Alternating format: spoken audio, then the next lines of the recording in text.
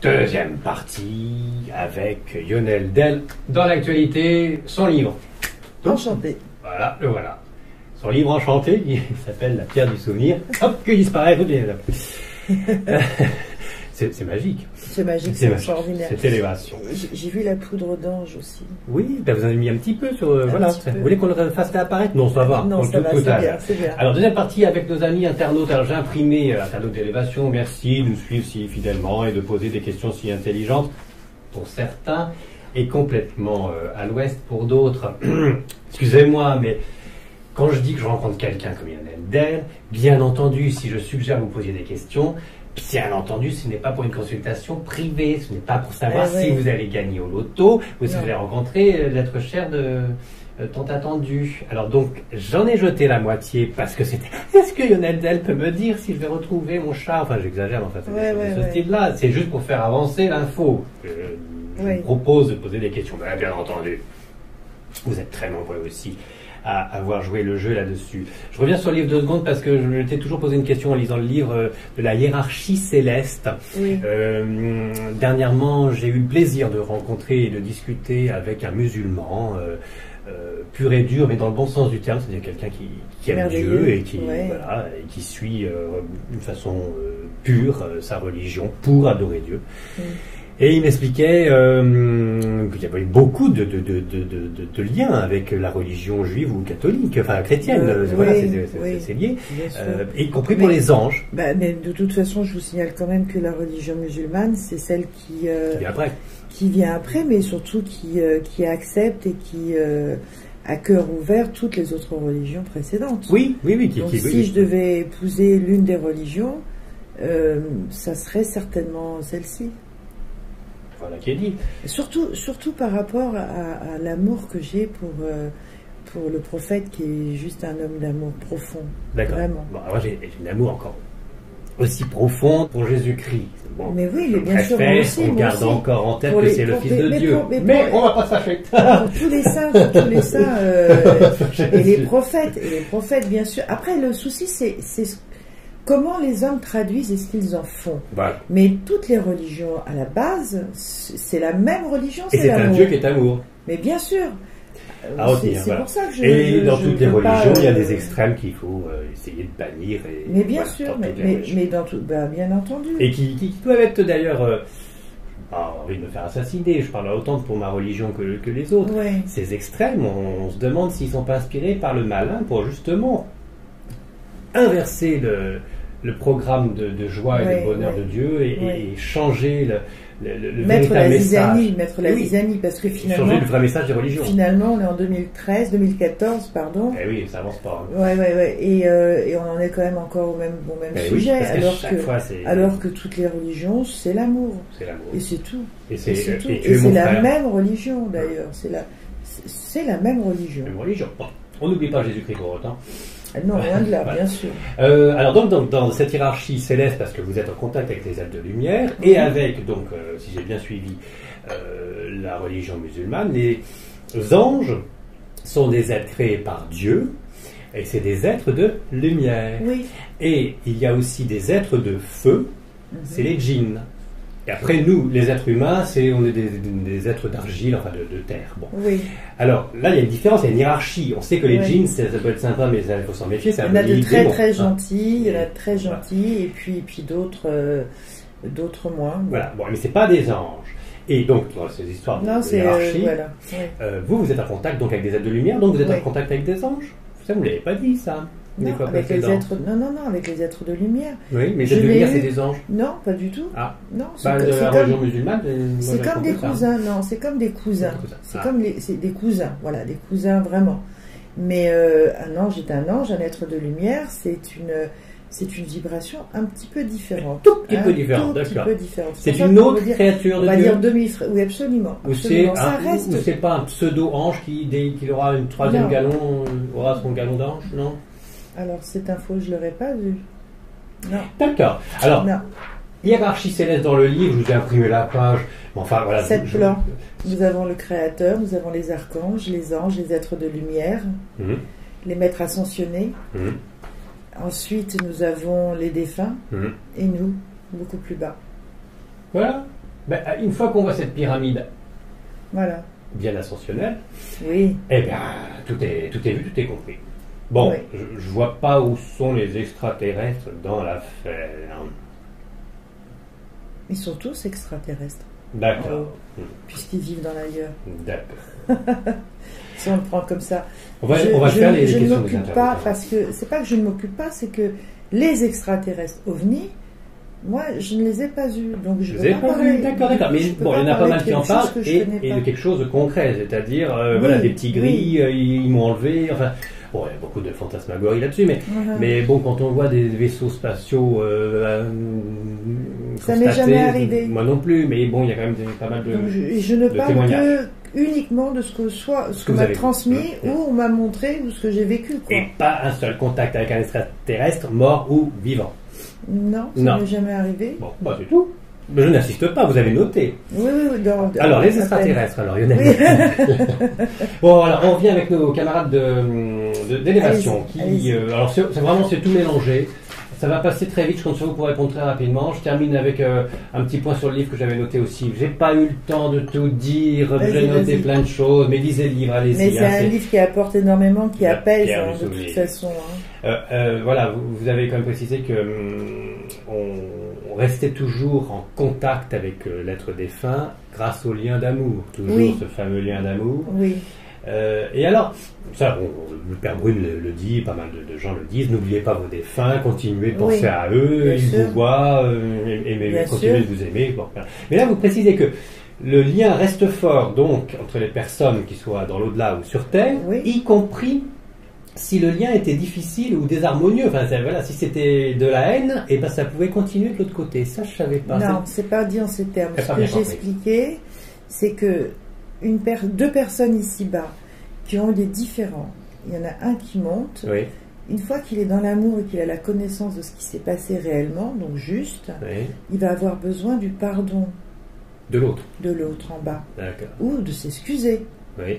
Donc ce qui veut dire qu'il est très important de donner le pardon vraiment à 2000% pour qu'il puisse en fait parvenir à se nettoyer quelque part et à se parfaire dans l'ailleurs. D'accord. Oui, on ne peut pas lui donner le pardon de son vivant. C'est-à-dire, si c'était un affreux Jojo qui a tué tout le monde, on ne va peut-être pas le pardonner. C'est compliqué, mais en même temps, c'est peut-être quelqu'un qui est extrêmement malade dans ce cas-là. Et comment on peut en vouloir à quelqu'un qui est malade? Il y a des justices pour ça, ici-bas, j'ai envie de dire. Oui, enfin, il y en a quand même pas mal qui sont passés pour des malades et puis qui sont juste des pervers. Mais ça, on rentre encore au cas par cas, Donc ça veut dire qu'une fois qu'on est de l'autre côté, on passe un petit peu dans une machine à laver, on devient plus pur de toute façon, même si on était un affreux Jojo sur Terre. Oui, donc c'est fabuleux. Alors on a raison de faire la peine de mort alors. Non, c'est... on a raison de faire la peine de mort alors. Un affreux Jojo, on le tue, comme ça il est lavé, il est impeccable dans l'au-delà. Oh, vous m'énervez. Non mais... On meurt, on est tout de suite mieux qu'avant. Je suis désolée, on ne peut pas tuer quelqu'un. Ça ne nous appartient pas. Même un affreux Jojo qui tue tout le monde. Mais même dans ce cas, il est enfermé jusqu'à ce que ça soit son heure. Mais il y a quand même, je veux dire, une heure d'arrivée, une heure de départ pour tout à chacun. Et ça n'appartient qu'à Dieu. Donc on ne doit pas prendre cette main et couper la vie de quelqu'un. En revanche, l'enfermer et qu'il soit incarcéré, oui, pour éviter que ça se reproduise et que peut-être que le fait d'être incarcéré va pouvoir travailler sur lui, lire des bouquins et commencer pourquoi pas une vie un peu plus spirituelle. Pourquoi Bien pas. sûr, certains l'ont fait et d'autres se sont évadés aussi. Bon, oui. Allez, Sabine, qu'on salue, nous pose des questions. Alors, est-ce que les êtres de l'autre côté, guides ou non guides, ont des moments où ils ne travaillent pas, où ils se détendent? Est-ce qu'ils regardent la télé? Est-ce qu'ils font du sport, de la natation? Enfin, je continue la question de Sabine. Mais c'est vrai, qu'est-ce qu'ils font de l'autre côté? Ils continuent leur mission de se parfaire, mais est-ce qu'il y a des moments où ils... Alors, ce qui se passe, c'est que de l'autre côté, ils sont dans le cheminement, parce qu'ils sont programmés par le Créateur dans ce sens, avec une mission qui est d'apporter, d'aider, d'harmoniser, que ce soit ici en bas ou en haut. Ils sont missionnés pour aider la création de Dieu. Oui. Dans le bien. Bien sûr. Que ce soit là-haut ou en bas. Ils se reposent, ils s'amusent de temps en temps, ils rigolent ou pas? Bien sûr que oui, sûr que oui. Mais ça reste toujours quand même dans l'objectif d'aimer. D'être utile à Dieu. Absolument. À sa création. Voilà, mais ça n'empêche pas qu'ils peuvent effectivement. Il m'arrive moi d'en voir. J'en ai eu un cette semaine. Il m'a dit je me repose. Voilà, oui, ça arrive souvent au moment du décès d'ailleurs. Hein, c'était, ouais, là pour le coup, ça faisait un petit moment quand même. Hein. Mais ça arrive quand même, bien sûr. C'est vrai que de l'autre côté, avec l'éternité devant soi, on peut se reposer, mais au bout d'un moment, on a envie de travailler, je pense. Parce que sinon, on va s'embêter à se reposer tout le temps. Et puis, c'est pas travailler comme nous, on l'entend ici. Oui. Puisque c'est dans l'amour, c'est aussi un plaisir, c'est une joie, quoi. Hélas, c'est ce que devrait être le travail aussi sur Terre. Hein. Oui, on devrait travailler dans la joie et le bonheur et on s'entend qu'on fait du bien et qu'on fait du bien dans son travail. Ça, c'est pas trop monté comme ça en ce moment, non, hélas. Non, hélas. Est-ce que la musique est donc toujours présente de l'autre côté? Oui, vraiment. Me faire le coup de la vibration parce que c'est important. Le hard rock, ça existe de l'autre côté? Non, j'ai jamais entendu, moi. C'est plutôt des musiques célestes. C'est très doux. La Hildegard von Bingen. Oui, c'est très doux, des jolies voix. Des chorales, des gospels. Ouais, ça arrive aussi. Oui, il y a des choses. Rock'n'roll. Et non, techno. Des choses comme ça, hard rock et compagnie, non. Disco. Non, disco, j'ai jamais entendu non plus. Ah, non, jamais entendu. Non. Pourtant, disco, c'était bien. Bon, on va en parler. Mais bon. Vous vous souvenez les pas de Def? Bien sûr. Oh là. Bon, alors, concentrons-nous. Non, mais je parlais de moi, vieille chose, moi je parlais de moi. Concentrons-nous sur le spirituel et l'élévation. Ça revient un petit peu sur ce qu'on disait. Comment expliquer l'épreuve qui est la maladie mentale, légère ou profonde? Moi, je vous parlais des perverses, celui qui dit c'est pas moi, j'étais malade, j'ai fait tout le monde. C'est Sabine? C'est toujours Sabine, D'accord. Qui laisse parfois donc peu de libre arbitre pour une personne qui s'incarne sur Terre. C'est vrai. Hop là. C'est vrai qu'on peut se dire qu'effectivement quelqu'un qui a ce genre de maladie n'a pas une vie réelle. Il est bridé. Voilà, comme nous l'entendons. Mais je ne veux pas dire que pourquoi pas, on n'en sait rien en fait. On n'en sait rien parce que pour nous c'est bridé, mais cette personne elle vit des choses, même si c'est dans l'étrange. Elle vit des choses aussi qui sont à l'entre-deux parfois. Hein. Donc. Oui, mais prenons le cas d'un pervers sexuel qui aurait une tare dans le cerveau à cause de ça. Oui, hein, oui, voilà, oui, bon, c'est pas vraiment sa faute, soyez gentil, mais ça l'aide pas quand même de vivre ça. Non, ça l'aide pas vraiment, non. Mais peut-être que c'est quelque chose malheureusement qui s'est infligé. Et puis c'est vrai qu'il y a parfois il y a des choses au niveau connotation du cerveau qui fonctionnent pas, qui se mettent pas en place, et là pour le coup on peut rien, quoi. On peut rien du tout.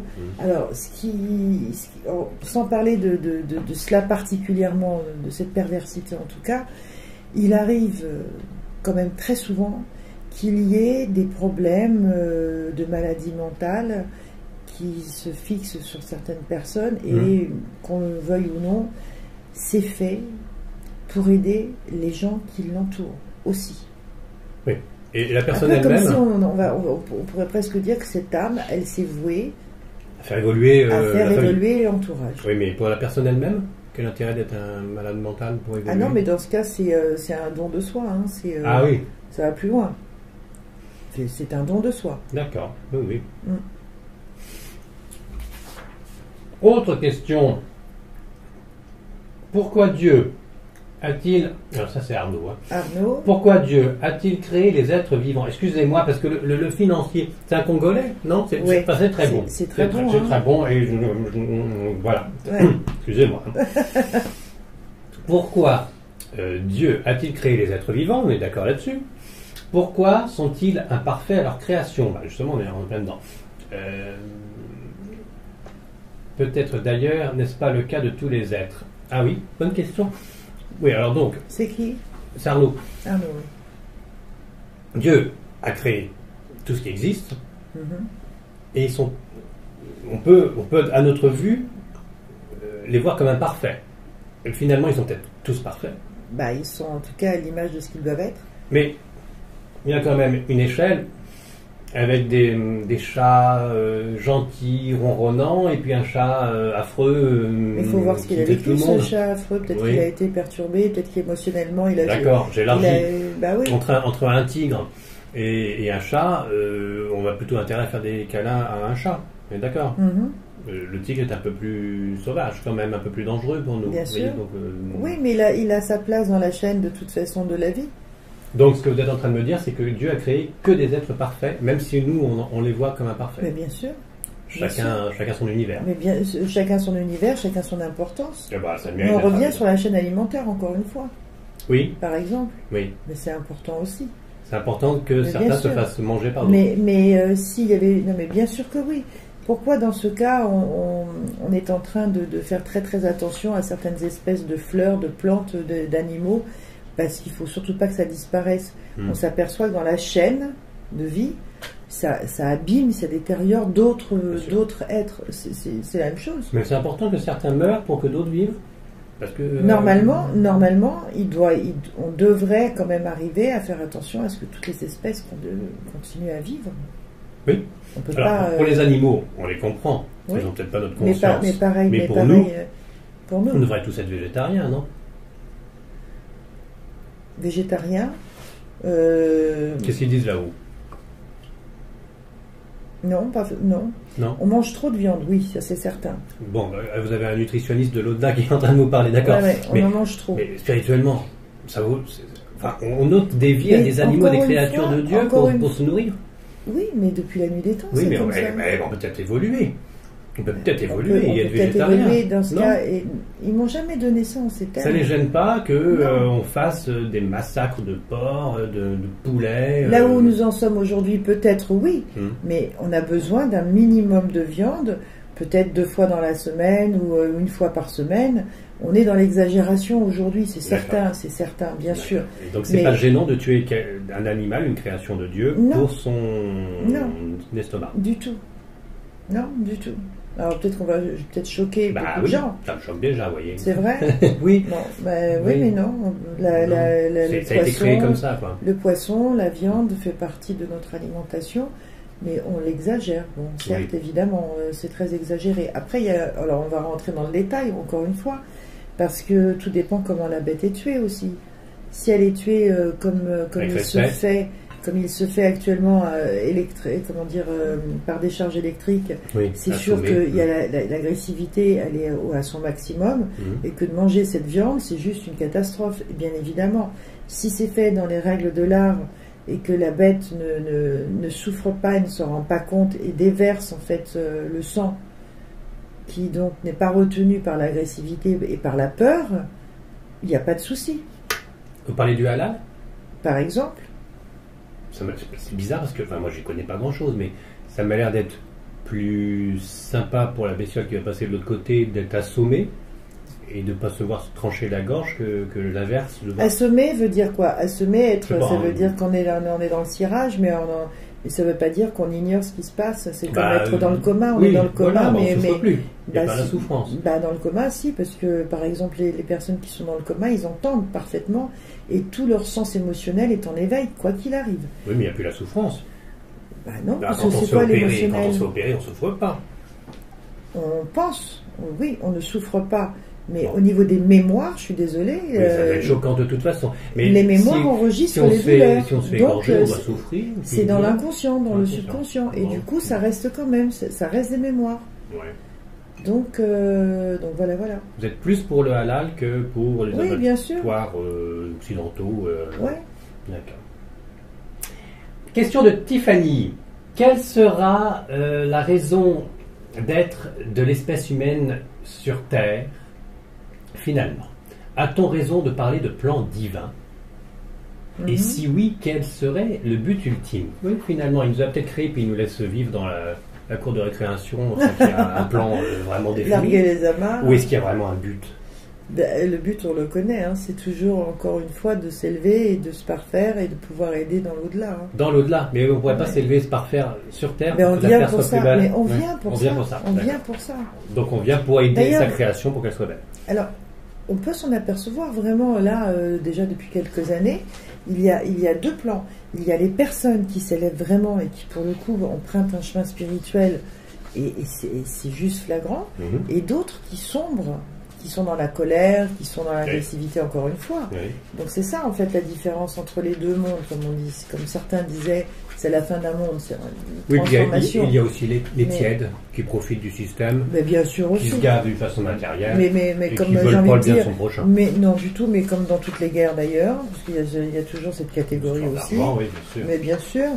Donc, pour revenir, c'était quoi la dernière phrase de la question? Le but ultime, alors c'est donc. Mais le but ultime, c'est de toute façon d'avancer, de se parfaire. Et donc de comprendre qu'on est co-créateur. Mais ça, c'est une question en fait qui vient de quelqu'un qui peut-être a peur que rien n'existe de l'autre côté ou qui a peur d'avancer. Mais j'ai envie de dire que c'est comme à l'école. Pourquoi dans ce cas il faut apprendre à écrire et à lire, à passer des classes et des examens pour arriver à quoi? Mais justement, je me demande bien. Et ben parce que tu as un super job après et que du coup tu peux voyager et du coup tu apprends des choses. Mais quel intérêt, parce que tu vas mourir de toute façon. Mais tu t'ouvres au monde. Oui. Tant que tu es là, autant que tu t'ouvres au monde. Oui, ça dépend où tu nais. C'est pour ça qu'il faut bosser. Il faut bosser, oui, il ne faut pas se laisser faire. Non, il faut bosser. Alors, Sylvie. J'aurais peut-être pas dû Sylvie. Bon, si, c'est une Sylvie. Hein, voilà. Bonjour Sylvie. Bonjour Sylvie. À quoi cela sert de consulter pour savoir notre avenir, s'il est inéluctable? N'est-ce pas plutôt une façon de conditionner les personnes afin qu'elles soient plus positives et donc de la suggestion pour que les choses se passent ainsi? Ah, intéressant. Je termine. Comment savoir donc notre part de libre arbitre par rapport à ce qui est écrit? La liberté concédée normalement, et est-ce que tout est écrit à l'avance? Alors on sait que tout n'est pas écrit à l'avance, qu'on peut faire des petits changements, mais en fait, l'histoire de consulter le médium, je ne parle pas pour vous, mais en général, oui. Et d'être conditionné, c'est-à-dire que même si c'est pas vrai, on va vous dire mais vous allez acheter une voiture rouge et après elle a eu tellement raison tout le long que une voiture rouge je l'achète, ça peut être aussi principe de certaines consultations. Bien sûr, mais je suis d'accord avec ça de toute manière. Moi je le dis peut-être pas toutes les conférences que je donne, mais presque à toutes. D'ailleurs, je vais regarder la caméra bien en face pour vous dire à tous, à Sylvie et à tous, que si effectivement vous suivez votre intuition, et je parle bien de l'intuition, dans ce cas, vous n'êtes pas obligé d'aller consulter puisque l'intuition vient du céleste. Donc, ça sera juste merveilleux et ça vous aidera. C'est vraiment ça. Après, effectivement, d'écouter ou d'aller consulter fréquemment va créer une accoutumance et c'est absolument catastrophique. Moi, je suis contre ça. D'accord, pour savoir l'avenir. Ah oui. Mais pour avoir des nouvelles d'un être cher disparu... C'est autre chose. C'est autre chose. Mais d'aller consulter une médium, je ne sais pas, on va dire tous les deux ans, même une fois dans l'année, s'il y a des événements qui sont importants, qui sont préparatifs, très bien. Tous les 2 ans, tous les 3 ans, mais il y a des gens que je vois tous les 5 ans, parfois tous les 7 ans. Bon, à de grands carrefours. Aucun souci vraiment. Parce que ça reste dans le conseil. Bon. Si c'est pour téléphoner, appeler, consulter tous les 3 mois, tous les 6 mois, là je dis stop. Parce que c'est une dépendance qui est dangereuse. Vraiment dangereuse. Qui sont comme ça, mais bon, il faut pas. Il faut apprendre à écouter son intuition. Le libre arbitre, j'ai envie de dire, moi je le compare à un entêtement. Ça veut dire je décide, je vais faire ça. On sent que c'est pas bon pour nous, ou que ça va être compliqué, ou que ça vous le dit dans le livre. On y va quand même. Et ben on y va, on prend un casque, mettons la tête dans le mur. Ouais. Mais là, c'est de sa responsabilité après. On le retrouve dans le livre, oui, je l'avais souligné.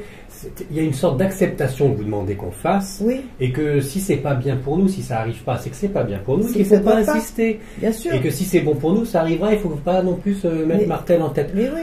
Ouais, bon, c'est qu'elle ne fait plus rien de sa vie, quoi. Non, ça ne veut pas dire ne rien faire, ça ne veut pas dire ne rien faire. On peut démarrer des choses et avoir des espoirs et avoir des buts dans la vie, évidemment. Mais si on s'aperçoit que tout est à l'envers et que ça bouchonne et que tout est contré, on va faire quoi de plus? Et on continue, on s'accroche. Eh bien, jette-toi alors, dans ce cas. Où ça? Parce qu'ils doivent me jeter. Dans l'eau bénite.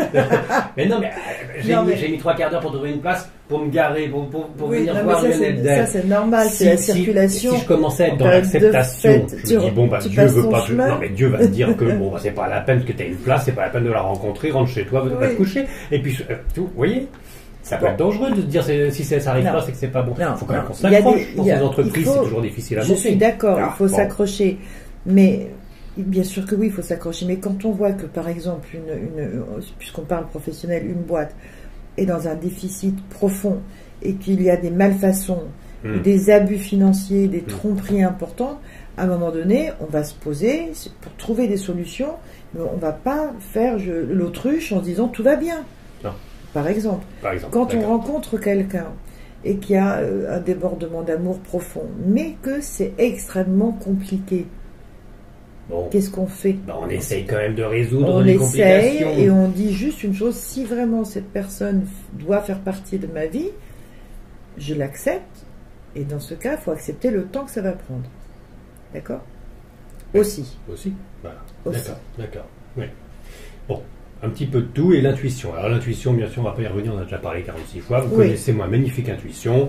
Dès que je soliloque en conduisant et que je crois avoir compris qu'on me dit de tourner à droite, heureusement, je ne le fais pas parce que sinon c'était un sens interdit et c'était donc pas l'intuition, c'était pas un être de lumière, mais c'était moi qui étais en train de me croire que j'avais une petite voix qui me parlait. Systématiquement, c'est plutôt ça qui m'arrive. Parce que l'intuition vient d'ici. Elle vient d'où l'intuition?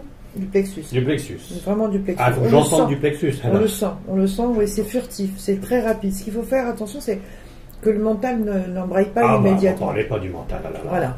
Oui, il embraye, ça, oui, bien sûr. Enfin, les intuitions, je ne suis pas doué là-dessus. Enfin, bon, passons. Nous avons Mamie qui nous demande est-ce que l'âme se réincarne tout de suite et revient-elle sur Terre? On en a un petit peu répondu. Les enfants se souviennent de leur incarnation, certains médiums. Certains. J'en ai vu. J'en parle dans le livre d'ailleurs, parce que je parle des enfants médiums dans La Pierre du Souvenir et il y a tout un chapitre là-dessus. Intéressant ça. C'est fantastique. Donc Fleur, qui est votre enfant médium la plus percutante quand même, parce qu'elle est toute jeune. Oui, mais la seconde aussi. Les trois, d'accord. Enfin, la plus grande, elle est un petit peu en retrait parce qu'elle a pas envie. Voilà, elle n'a pas envie. Et c'est amusant. Votre maman, elle était aussi médium? Non. Votre grand-mère? Non plus. Ça vous est tombé dessus à vous. Et puis ça s'est transmis. J'y suis très tard. Alors, ma mère, maintenant, oui, elle commence à voir des choses, à ressentir des choses. C'est contagieux, peut-être, alors? Mais je pense que c'est avec le décès de mon mari, c'est venu. Ah oui. Ça fait sauter des bouchons. À tout le monde. Mais avant, non. Avant, pas du tout. Mais j'ai appris aux alentours de mes 40 ans que j'avais une grande tante du côté de mon grand-père maternel qui, quand elle mettait la main sur les poignées des boutiques, elle savait si il y aurait du monde ou non dans la journée. J'ai su ça très tard. C'est pas passionnant à vivre, mais c'est... Il paraît qu'elle vivait un peu justement à côté, qu'elle était différente. Elle n'était pas rousse parce que vous avez votre grand-mère était rousse. Oui, et vous n'êtes pas rousse. Non. Okay. Je suis passée à côté. Très bien. Et juste parce que j'ai quand même pas mal de taches de rousseur. Ah, voilà qui est passionnant. Une info de plus. Je note taches de rousseur. J'avais petite, maintenant, ça s'est un peu dissipé. Mais bon. C'est des choses qui arrivent. Merci Mamie. Alors Mamie demande donc si les âmes se réincarnent tout de suite une fois qu'elles sont passées de l'autre côté. Non, pas forcément. Si on prépare un plan de vie supplémentaire. Il y a de toute façon un minimum d'évolution et de plan supérieur. Et encore une fois, de palier supérieur, et encore une fois, c'est au cas par cas. Donc, mais enfin non, ça ne peut pas être immédiat. Non. Christina, justement, on dirait que c'est en direct, sa question me dit qu'elle a du mal pour son intuition. J'ai du mal par moment à différencier l'ego de ma petite voix intérieure. Oui. Christina qui le dit. On vient d'en parler, donc l'intuition c'est furtif, c'est très rapide et profond. Et le mental, lui, s'emballe juste après, il faut lui dire stop. Elle a peur d'agir sur un coup de tête, elle a bien raison. Est-ce que c'est un délire de sa part on me dit de l'acheter, et puis on s'est fait manipuler l'esprit juste avant par une pub. Enfin, vous voyez, c'est difficile de savoir si c'est l'intuition ou pas. Alors, il faut que ça vienne de là, c'est tout. Oui, on l'apprend au séminaire, ça. Donc voilà. Bon. C'est quelque chose qui se travaille. Qui se travaille. Gwenaëlle, que deviennent les âmes une fois qu'elles ont fini leur parcours terrestre?